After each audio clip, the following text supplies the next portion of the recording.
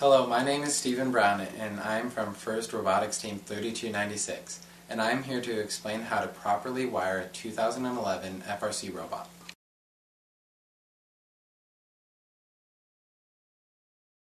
First I will give an overview of which parts we use in a 2011 FRC robot. In FRC we use a 12-volt battery. From the battery, power gets wired to the circuit breaker, which we use to turn the robot on and off. From the circuit breaker, it gets wired to the power distribution board, which distributes power to the various components of a robot. From there, it is wired to either Victors and Jaguars, which control motors, a spike, which controls the compressor, or the serial, which processes information, or to the digital sidecar, which distributes information to the various components. From the digital sidecar, power is wired to the robot signal light, which signals what state the robot's in during operation. From the power distribution board, power can also be wired through the power converter, which converts the power or the energy to a form of energy which the wireless bridge can use.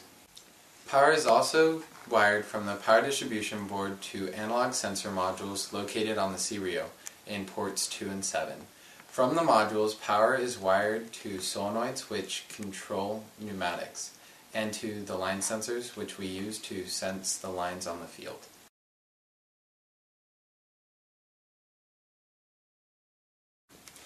The information begins in the laptop.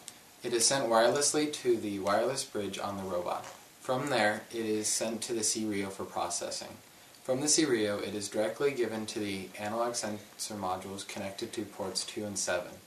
From there, it gives and receives information to the solenoids and line sensors. From the serial, information is given to the digital sidecar, which sends information on when the Victors and Jaguars should run, when the spike should run, and to the air compressor. From the serial, information is also passed to the digital sidecar. From the digital sidecar, using PWM cables, it sends information to Jaguars and Victors, to the spike, and to the air compressor.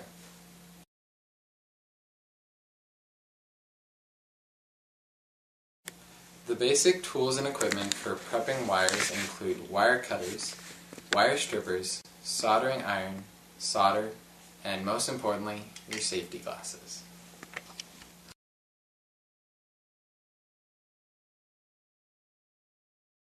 In FRC, we use many different types and sizes or gauge of wire, anything from as large as 4 gauge to as small as 18 gauge.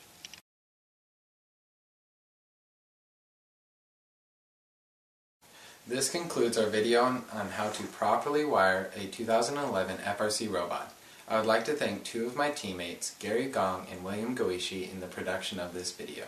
Hope to see you out on the field.